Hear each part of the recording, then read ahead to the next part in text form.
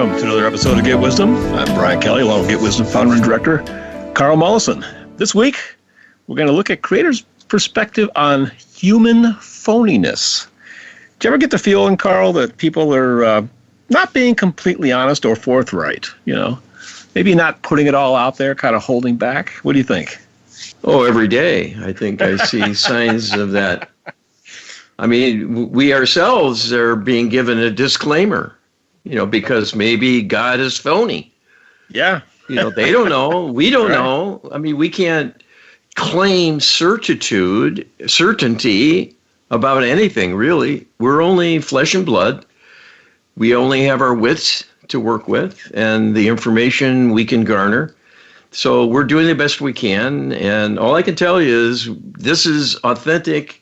And it's coming from the heart, and it's coming from a higher place. I am totally convinced of that. The words from Creator do not come from me. They come through me, but it's another consciousness out there, another intelligence.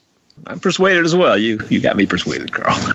Well, and this is a treacherous world. And oh, yes. I talk all the time about how we're told ourselves, most channelers are not authentic. They're not channeling who they think they are. They believe in what they do because they mean well and they're honestly seeking a higher truth, but they reach an imposter. So there's a lot to be careful with in the information you're exposed to from every source. Absolutely.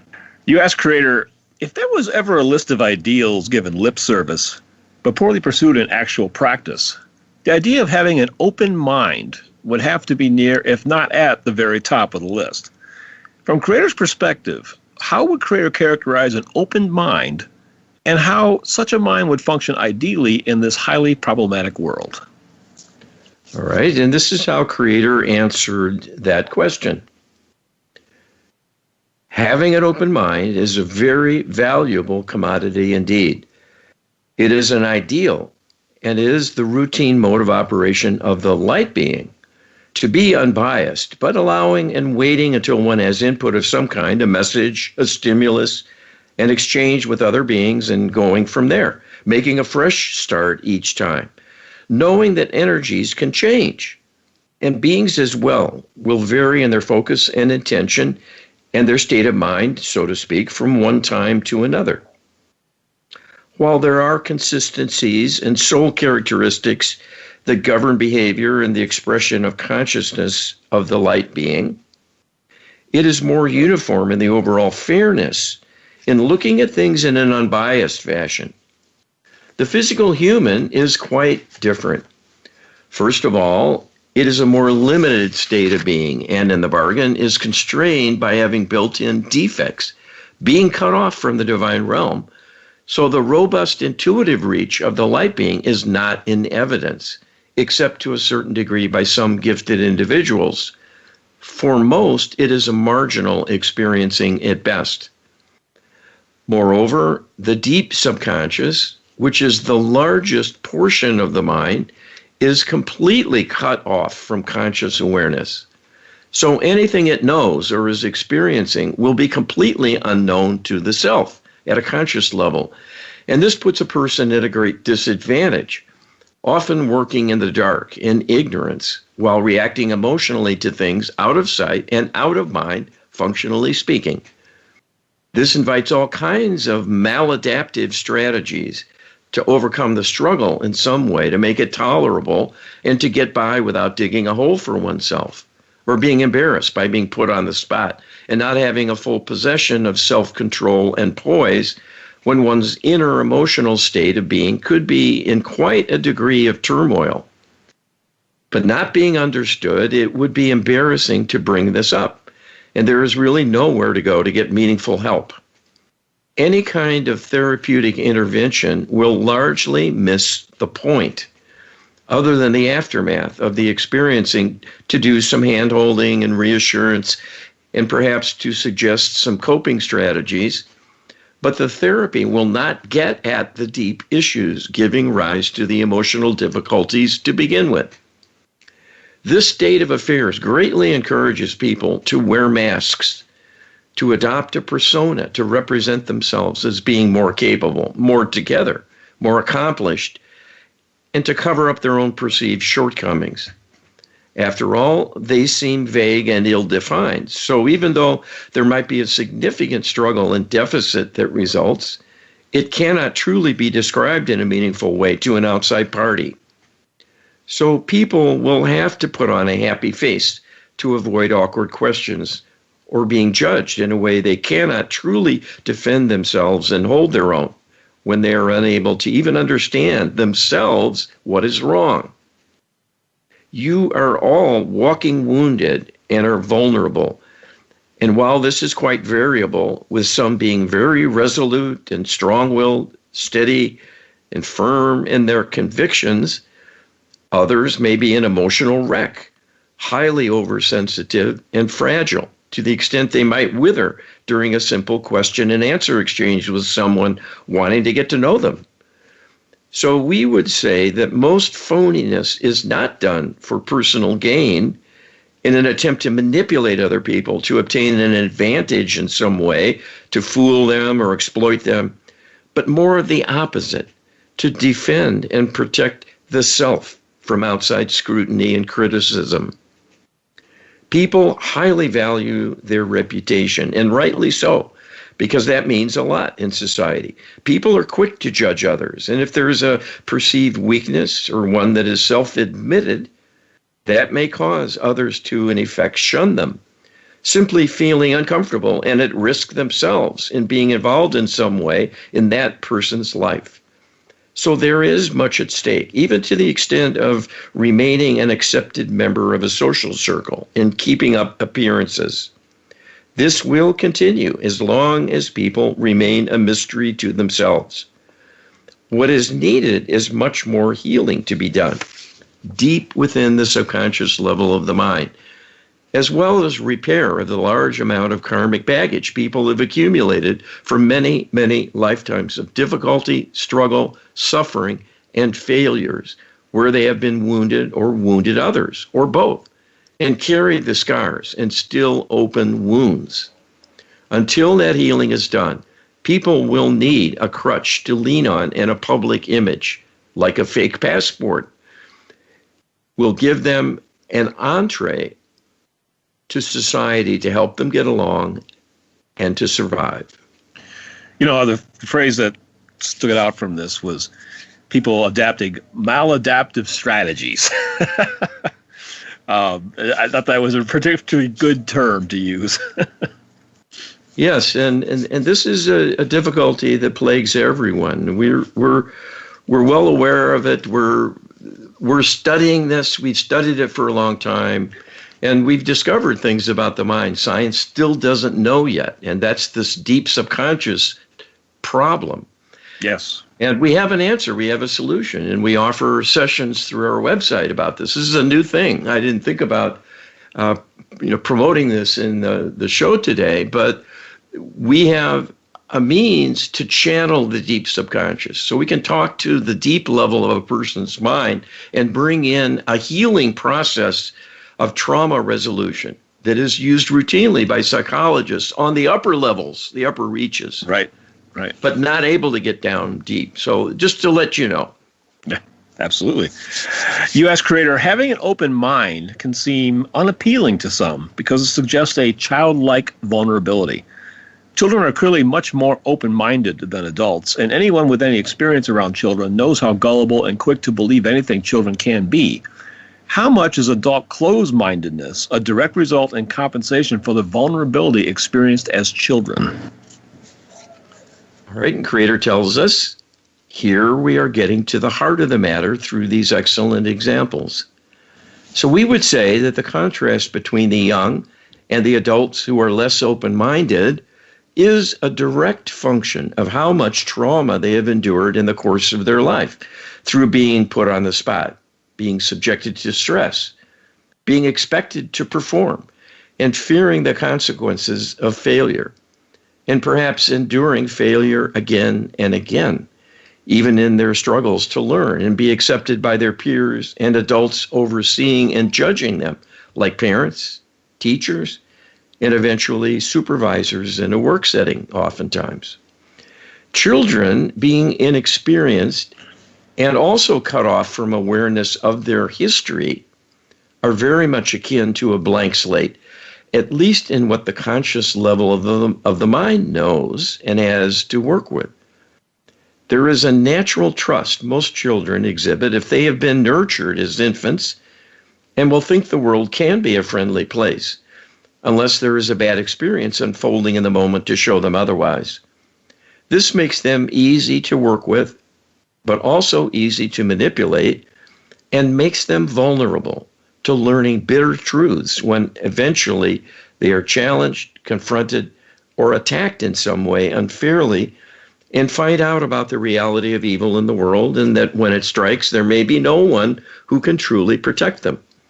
So they are on their own and vulnerable, and this is when inner doubts and fears can grow and cause people to develop a tough exterior to help shield them as a way of coping with their vulnerability.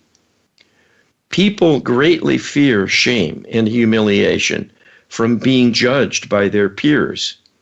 This is often a consequence of early trauma experienced during childhood and sets a person up to be fragile on a lifelong basis and prone to have strong emotional reactions to any similar circumstances where they might be put on the spot and in danger of being judged.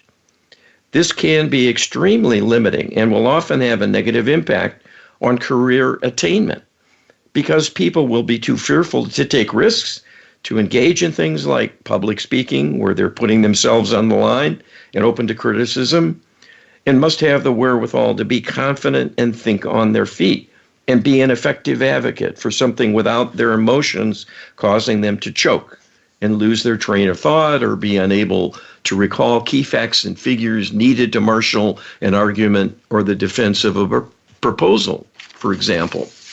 So here again, the relative merits of being open-minded are a kind of opposite side of the coin from the downside and liabilities created by lack of experience, when one might be walking into a trap and be exploited by others or judged unfairly in some way because they were naive and assumed people were already on their side and were not expecting a personal attack of some kind.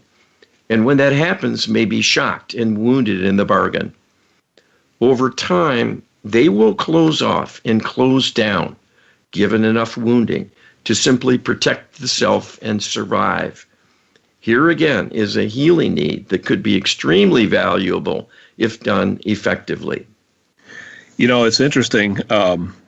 It seems like having an open mind probably to some degree requires an ability to cope with criticism, which is not a coping skill that a lot of people really mastered very well, Carl. Yes, well, this really cuts to the heart of the matter, doesn't it? That you have to be strong, yes, to be open, yep, and on display and involved in engaging with others, so you can hold your own, because people will test you. Oh yes, you know, they'll probe, they'll check, and they'll set you up to stumble even. Indeed. And see if they can catch you not knowing something or not having a good response or answer. And, you know, it's kind of like, arm wrestling. Mm-hmm, mm-hmm. You know, you go in a bar and you challenge the biggest dude to an arm wrestling contest. If you're a big dude yourself anyway. Right. Well, that's kind of a crude, metaphoric depiction of a test of wills, largely because of ego, probably in most cases. But this happens in all levels, in all ways, in social engagements and interactions. Yes. You ask creator, children are not just gullible, they are also ignorant. However, even as children, lack of knowledge and understanding is quickly equated with stupidity. As a result, many, if not most children, learn early on that it is easier to pretend to know than admit ignorance. How widespread is this problem among humanity? All right, and Creator says, We would say that most people have exhibited this characteristic trait at some time or another, and sometimes frequently, depending on the individual and their circumstances. Here again, the motivation is more to protect the self from shame and humiliation than to gain power and control over others when one is not truly worthy or deserving of that power and responsibility, if they're not truly knowledgeable and prepared and capable in all other respects. So the issue, once again, is what one feels necessary to protect the self from being put on the spot and then criticized, judged, and perhaps even subjected to discrimination, a punishment of some kind, to lose favor, be excluded through loss of confidence in their services or judgment, or perhaps to be weeded out of an organization if it comes to be seen they are a weak link. There are many circumstances where this is a very typical situation and struggle for almost everyone involved. One example being the catchphrase, "Never let them see you sweat." And this implies that showing weakness could be a person's undoing. And of course, this traps the individual in an impossible situation where they are in the end isolated and alone and have only their own resources to work with. And it might not be enough to bridge a gap in learning or understanding necessary for them to function well in a certain setting. But if there are people around them they cannot trust, they may have to fake it until they make it, to give an example of another catchphrase about this dilemma. All of this maladaptive behavior is a reflection of a dysfunctional society one is a part of, and the damage to the self from being in a situation where you are uncomfortable about being accepted and therefore at risk. And therein lies a double whammy. Not only are we dysfunctional, but we have to figure out how to operate in a truly dysfunctional society. So not only do you have to try to overcome your own dysfunction, but you have to actually learn genuine coping and social skills to navigate society successfully with all its dysfunction. It's a quite daunting task. Well, that's why many people are not so good at it. Yeah. And, people limp along and they fall by the wayside. They settle for less. They don't get anywhere. They don't advance. They don't grow. They get sidelined and they may lack the wherewithal intellectually or emotionally, but there are better ways to run a world and get along with one another that don't put people automatically on the defensive and at a disadvantage. So it's not so cutthroat.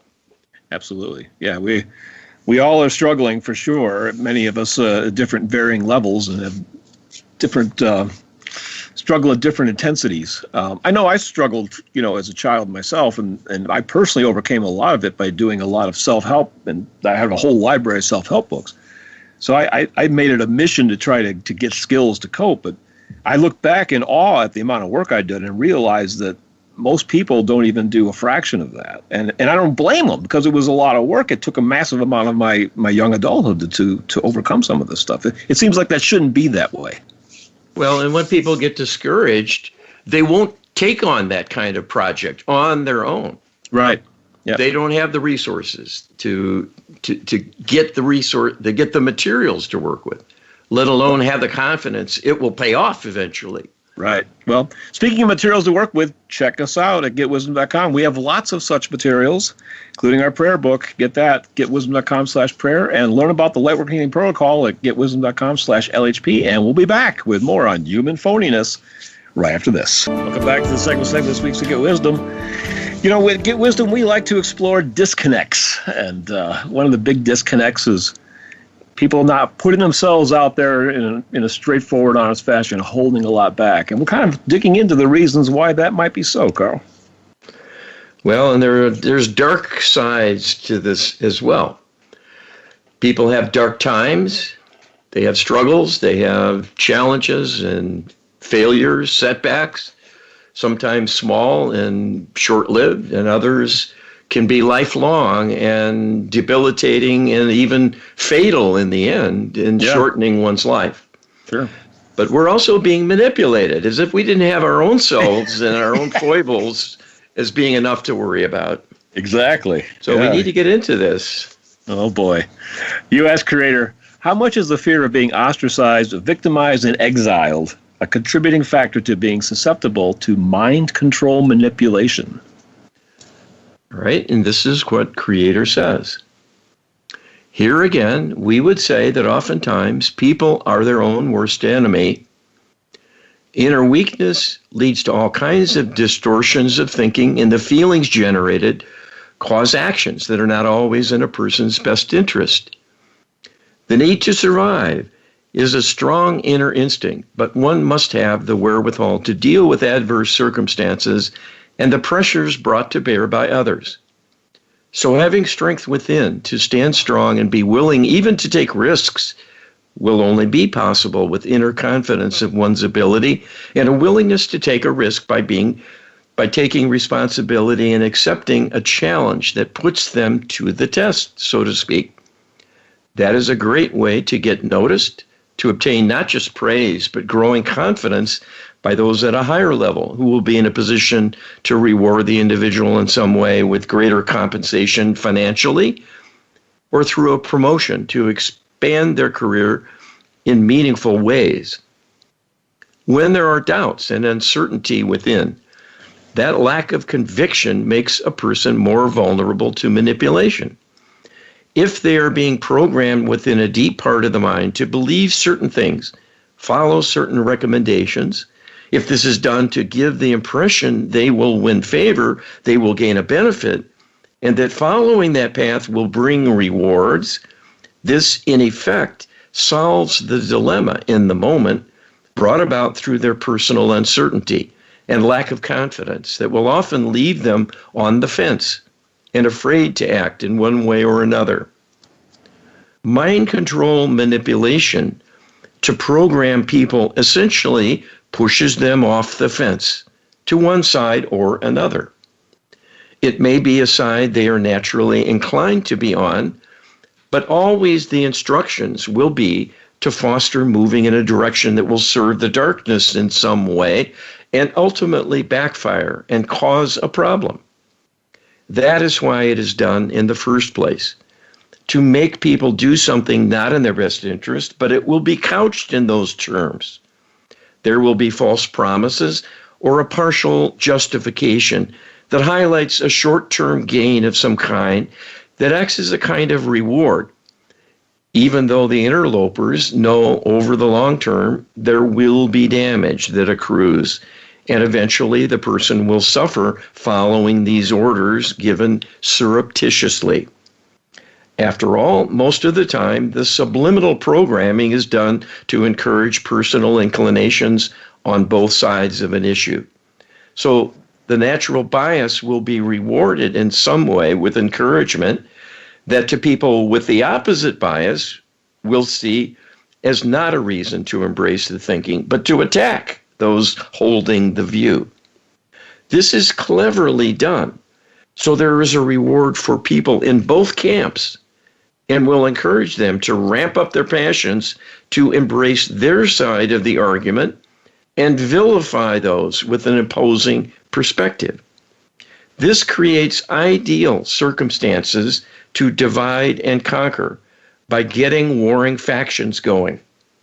People who are uncertain, doubtful, weak-willed, and lacking strong convictions will be more malleable and more manipulatable to be put in a position at risk of making grievous errors in service to bad ideas that will cause a backlash and get them into trouble, or simply end up as a kind of folly, causing them to lose time and valuable resources squandered in chasing an approach that was intended to fail all along, and will leave a person feeling deflated and defeated and doubting themselves once again as a consequence. This is why the process of enlightenment requires healing as its central activity. That will bring about a regaining of strength in all respects, including an inner conviction about what is right, what is just, what truly serves the individual and the collective enterprise. And having a good perspective about the pros and cons and the trade-offs involved with the individual and the collective effort will allow people to be effective contributors while still seeing to their own personal needs, to not get in over their head, and to make a contribution without risking their own survival. That kind of measured, thoughtful, wise approach to things, if done universally, will bring the greatest rewards through productivity and universal success that will be recognized individually and collectively as a consequence. So I think the key sentence here is, Creator says, people who are uncertain, doubtful, weak-willed, and lacking strong convictions will be more malleable and more manipulatable, basically to mind control manipulation. That's deeply insightful and disturbing because, well, uncertain, doubtful, weak-willed, lacking strong convictions. That kind of describes all of us at one time or other, Carl. Well, until we get ramped up with our passions about maybe a bad idea that we've embraced, and then it's taken to an extreme by manipulating us. Yeah. So people have a false appearance of strength many times. And really, in reality, from a big picture standpoint, they're weaklings. If you're taking part in a riot that could be devastatingly harmful, even to a single person, maybe they get their eye put out or clubbed on the head and they don't recover. Is that truly what you would like to be a part of? I don't think most people would feel great about that achievement. But yet people do this. They get involved. They get drawn in. They get sucked into it. And this is a manipulation. It isn't normal. It isn't natural. And it's one we got to get past for sure. We got to bring healing to the interlopers. We can never tire of saying that. You ask Creator, how much do people equate consensus with safety? How much do tragic events in past lives contribute to an overwhelming need to seek acceptance from a majority or a powerful minority? All right, and Creator tells us this is an extremely important aspect in the makeup of each person and a huge influence on their personal happiness and success all through their life. The saying, "No man is an island," is a truism. Everyone needs acceptance and seeks love from others. When one is judged and rejected for being different, being substandard, or in the wrong in some respect, there is a real wounding to the self that is unavoidable, and this people attempt to avoid at all costs, unless they lack sensitivity and compassion through having a character flaw that limits their ability to feel love and its effects. Reaching a consensus and being accepted by a group consensus is the mainstay of personal well-being for the vast majority of people and will be a requisite for a happy life. When people feel ostracized, thought of as second-class citizens, and so on, it will take an emotional toll through adding an ongoing life stress that will be debilitating and maybe even life-shortening. Any experience that threatens one's standing with respect to meeting the consensus view of acceptability will trigger the deep subconscious and cause it to survey all that it knows about the person's past in similar circumstances when there were difficulties of a similar feel and consequence. The deep subconscious will survey all the past lives to assess the knowledge base of where a person has been, what they have faced as challenges, and what outcomes ensued. Almost as a rule, there will be many, many lifetimes of extreme stress, suffering, disappointment, loss, and failure. This is because life has never been much easier. One might have a timeout life, so to speak, where they're in a comfortable position and only good things seem to happen, but that is an exception, not a rule. Most lives have challenges, often repeated challenges, with many woundings along the way. This goes into a permanent record and is reviewable by the deep subconscious. In every subsequent lifetime, the wounds, in effect, still exist and will still hurt and can be made to bleed and drain the person energetically and emotionally. The past life traumas greatly outweigh the trauma of the current life almost always. Because they are only in the awareness of the deep subconscious, there is no practical way for a person to get help with this dilemma because of the disconnection of the conscious level of the mind. They can see all the therapists they want to and talk about how bad they feel, but the true causes will not come to light because the deep subconscious cannot tell them. It can only generate more anxiety, more fear, more unhappy feelings, but this will not be informative, just a worsening of things, and may even cause a person to shut down if extreme enough. This is the power of the mind and emotion to be a force to reckon with. People can be crippled by anxiety such that they are unable to attend school or unable to work and are sidelined from life, unable to participate. This is why dealing with past life traumas can be so important and the key for such individuals to recover and attain the wherewithal to function effectively in society once again, or perhaps for the first time ever. The tools are available to do deep subconscious channeling with trauma resolution, and this will allow reframing even seemingly distant past life memories to allow changing the energetic signature within the Akashic records. This allows a draining away of stored negativity and informs the law of karma. The episode is now neutral and need not be revisited and become an action item of karma to bring to your doorstep to deal with.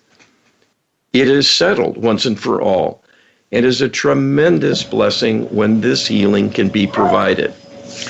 Well, certainly the message here is that anxiety is widespread. Everybody has experienced it at one point or another. But it's also the crux of the problem for a lot of people, and that you can't just assume it's going to go away even when you're done with this life. It is a deep, deep problem, and one that requires healing that just doesn't happen automatically. Well, and that is the rub. You can't talk your way out of it. It has to be resolved on a deeper level, energetically. When I do subconscious channeling for that deep level of a person's mind and ask them about their current dilemma, whatever it is, they're stuck in their career, or they have a physical malady, or a relationship issue, depression, whatever it might be, cancer. There will be issues causing turmoil in the deep subconscious going on. And almost always it's from other lifetimes, because they're such huge events, they're watershed events, and that have projected forward and cascaded into subsequent lifetimes up to the present. And they're still stuck in the same battle they were fighting lifetimes ago. Yeah, and ironic. The same people might be back in their lives, acting out a similar drama. Why? To bring an opportunity to fix it. Right. We've never had the tools until now to go that deep and get to the heart of the issue and help rescue people from these inner dilemmas. It's quite remarkable. Yes, it's extremely remarkable, but people need to realize that the key message here is that probably the bulk of people's anxieties, including yours, are not stemming from events that are happening directly in this lifetime. You know, and what comes to mind is like a lot of people that have agoraphobia, for instance, fear to leave the house. And if you sit down and talk to some of them or learn about their background, it's completely inexplicable where this comes from. You know what? It doesn't seem like they had some massively traumatic event that would foment that kind of behavior, but yet they end up crippled by anxiety. Where does that anxiety come from? We have learned through this project and through your work, Carl, that the anxiety is coming from a past life. And yet we Well, live in a and society that doesn't recognize past lives. That's quite disconnected. well, this shows you the gap now and what the learning curve is going to have to be. I've worked with people with that issue. They've had lives where they went out the door and got killed. So if that's happened to you, you're going to be a little gun shy about leaving safety in your hearth and home to venture forth. This is, it's not inexplicable. It's explainable if you can get to the data, into the story that gives rise to it. Well, that is the learning curve, like you said, and society is simply going to have to come back to an embracing and understanding of our bigger lives. Our multiple lives within one big life, our spirit and soul, and and we're trying to help bring that about with this project, and you can help us bring that about by participating in Get Wisdom. You can check us out at getwisdom.com, become a participant member. It's eternally free, and you can check out 90% of our online content. With the participant member, we got hundreds and hundreds of hours now of content, channelings. We got the Get Wisdom data, wisdom database that has up to 3,000 questions now or something. Well, I just heard yesterday we're now at 4,700. Oh my gosh! And counting. Incredible. So there's so much wisdom to partake, and we invite you heartily and readily to come in and participate. GetWisdom.com. And we'll be right back with more on human phoniness right after this. Welcome back to the final segment of this week's Get Wisdom. We are looking at Creator's perspective on human phoniness. And while that sounds like a bad thing, we're all guilty of it to one degree or another. And really the answer is not to look at it with a condescending eye, but one of a compassion, that this is something that not only we struggle with personally, but, have a compassionate outlook towards everybody else, because anxiety is something that is really the nut that we're trying to crack here, and it's a difficult one. Well, and the reality is we're all incomplete. We're all faulty. We're not perfect. And there are gaps in our understanding, gaps in our knowledge, gaps in our skill set, and on and on. And so being phony at times is a way of coping. Yeah. And that's why we see it as deserving of compassion, unless it's used to truly fool someone and exploit them. But most of the time not. It's more to get by and get along. Yeah, absolutely. Yeah, and we're going to get into this issue of loving truth as a kind of guidepost. And I just wanted to say something up front. Sure. I was amazed at this particular answer, not so much that it's unexpected, but it is so beautiful and eloquent and lofty in its tone and meaning. This is the kind of thing that convinces me that it's not me talking. So heads up, listen for yourself. I concur completely. You ask Creator, the love of truth, the capacity to have a truly open mind that weighs information dispassionately and without filters, seems like a lonely commitment. As much as the love of truth gets lip service, the reality appears to be that the individual is fighting appearances and pressures to conform in every step of the way. What is Creator's perspective? All right, these are Creator's words.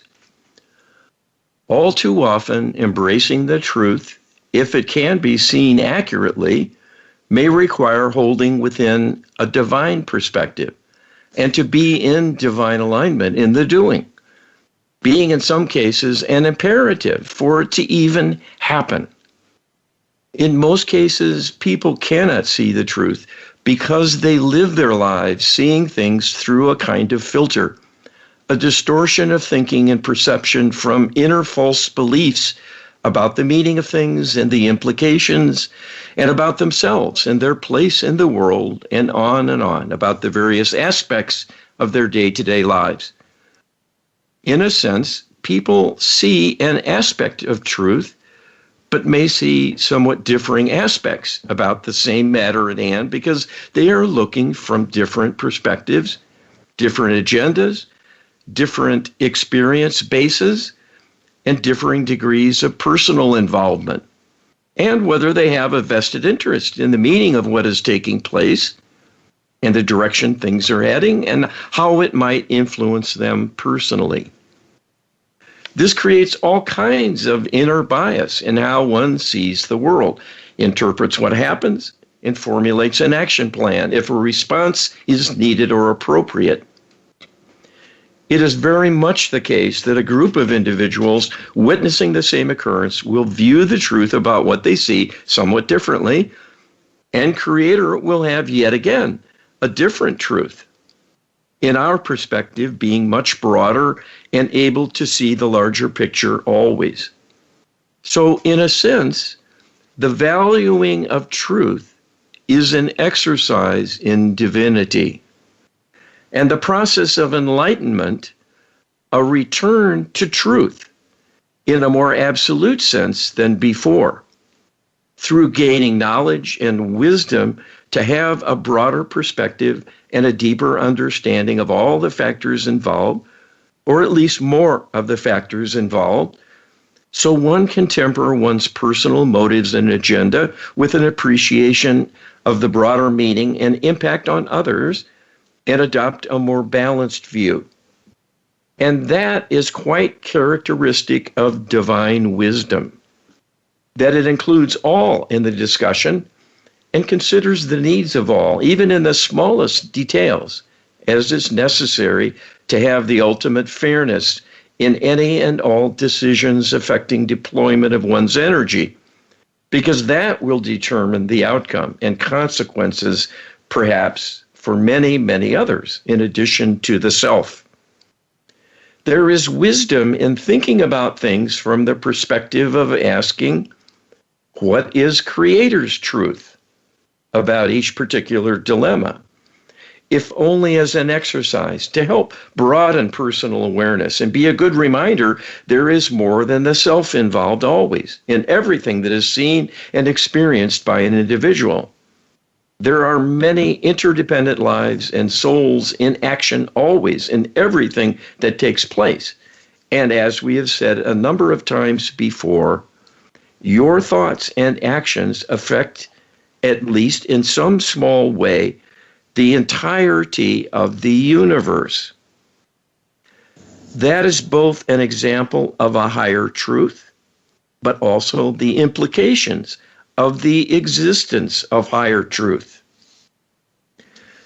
There are many considerations deserving to be addressed and given their due in all of your thoughts, feelings, and actions during the course of your life.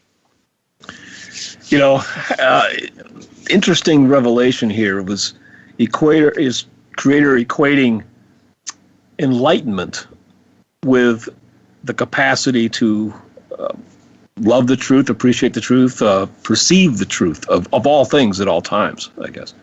And I hadn't really put those two together quite that way. I thought that was an interesting point to come across. Well, it's a rather profound idea that being divine means being creator-like. Yeah. And in the totality of that would require your being creator, I guess.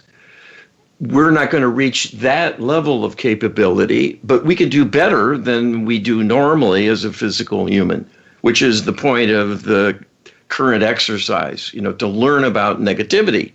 Right. And surmount it and understand why it's necessary and important. Well, I think one interesting point to make is what we can perhaps strive to do. While we can't obviously be creator and create worlds yet, Carl, it's a little down the road yet for us, I think. One thing we can begin to strive for is to try to acquire Creator's outlook on fairness. How would Creator balance the equities in a situation, and Exactly. How would Creator view it as fair? I think that is a lofty goal that all of us can strive for right here and now. Well, and look at how far away we are from that really being implemented or a part of the discussion. Yeah. I mean, it used to be because most people were religious, Mm-hmm. and they would point to maybe a saying in the Bible to remind people that they have a higher duty and a higher standard they can look at and use in the argument of the moment to see how they're doing. And we've lost that along the way. We have. Culturally. We're doing a lot less of that now. Yeah, for sure. Well, that's why we've asked 4,700 plus questions of Creator to get an infusion of new knowledge and awareness of the truth of the divine. Yes. And there's a lot of it. There's a lot to think about, a lot to talk about, a lot to explore. So, getwisdom.com. This one answer is a meaty one. Yes. And I've heard the same statement from Creator a number of times now, that everything we do affects the entirety of the universe. Yes. And I always set that aside as a conundrum, because I couldn't really wrap my mind around that. It seemed so wildly improbable. But Creator brought it up again in this thing, that your thoughts and actions affect, at least in some small way, the entirety of the universe. Then said, that is both an example of a higher truth, but also the implications of the existence of higher truth. Mm-hmm. One of the ways I interpret that is, Creator's giving us a divine end. Yeah. That we have much greater reach in our future to look forward to. And the promise is in the here and now, that we're already leaking out, and we're spreading our intention universe-wide in only small energetic ways, but they could be larger, and that is our future destiny, I believe. So that's my current take on that. No, a promise of things to come. I concur. It's a very hopeful outlook, and that's what this project is about. Ultimately, at the end of the day, is bringing about a positive outcome. You ask Creator, a life of truth is truly a life lived courageously in this world. Can Creator share how prayer work and the Lightworker Healing Protocol can help both the individual and society at large be more authentic in everything they do and express? All right, and Creator tells us the state of enlightenment is, in its way, a state of perfection, of alignment with truth from the highest vantage point. Any inner discord, any inner lack, any inner weakness, state of ignorance, lack of concern, or limitation is a healing need by definition. The question is then, how does one return to an inner state of perfection, to be in alignment with the highest truth? That state of being is a state of tremendous inner strength and stability, because when one is living in truth with this self and the universe in a partnership with the divine, one will be, in effect, unassailable, impervious to injury. It is a departure from divine alignment that makes people vulnerable and at risk. And much of what people struggle with is the dilemma of being out of alignment. Healing will smooth out the wrinkles and bring you back into the fold to once again be in a position of strength that will bring confidence and allow one to live with grace and ease, because you will be sure-footed and your judgment will be keen and your thinking and decisions wise ones. This is a degree of attainment that is a continual journey, because the existence of the soul as a separate being, in effect, from Creator automatically means there will be something missing. Even if you have a long ways to go to be Creator's equal, that does not mean you cannot achieve greatness and tremendous achievements of your own, and to live a life filled with wonders that is engaging and wholly satisfying, bringing many rewards and many pleasures. Divine healing is the answer for restoration. All are in need. All are walking wounded, no more so than the perpetrators themselves, from the size of the negative karma they have created through their own perverse actions in living lives indulging in depravity. Even though this is the result of disconnection through the corruption by the spirit meddlers, the extraterrestrials nonetheless have the responsibility to awaken to the reality of the need to improve themselves and find a path back to the light, back to divine alignment. This is a tall order for non-believers who have become sociopaths as a consequence. This is the challenge for humanity, to heal them and save them in the bargain, and at the same time knowing this will save you as well from being their victims. These are goals within your reach now. If you act and contribute your prayers for healing the interlopers and the damage done to humans and your world, and especially through taking the effort to learn the Lightworker Healing Protocol and using it regularly to request again and again in detail a broad array of healing measures be brought to bear to solve the deep problems and achieve a karmic repair that will enable righting the wrongs of history and the continued success and progress of humanity, as well as the interlopers themselves to find a path back to divine alignment. This will be the greatest achievement of all time if you are successful. We invite you to join in this magnificent undertaking. Magnificent is a huge word, and this is a huge undertaking. We're talking about solving the problem of evil and nothing less than that, Carl. Well, that is why we were created. This is a revelation Creator has given us. The scriptures have talked about evil a lot of different ways and with many examples. And we see it in the world still today, 2,000 years later.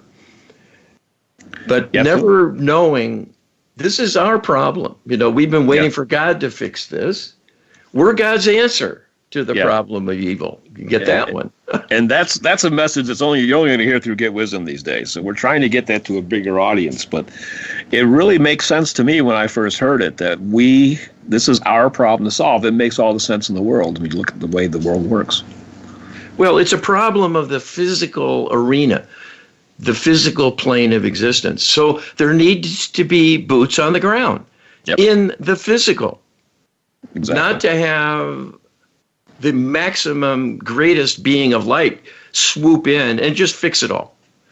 No. This is a question to see, can we right the ship we have been a part of and solve the problem ourselves? If we can't, we will have failed, and we're going to have a restart of things that could take many, many, many millennia. Yeah. Oh, yeah. Well, we have the opportunity. We have the material. Check us out, GetWisdom.com. We're all out of time this week, Carl. Thanks a lot, everybody. Be well.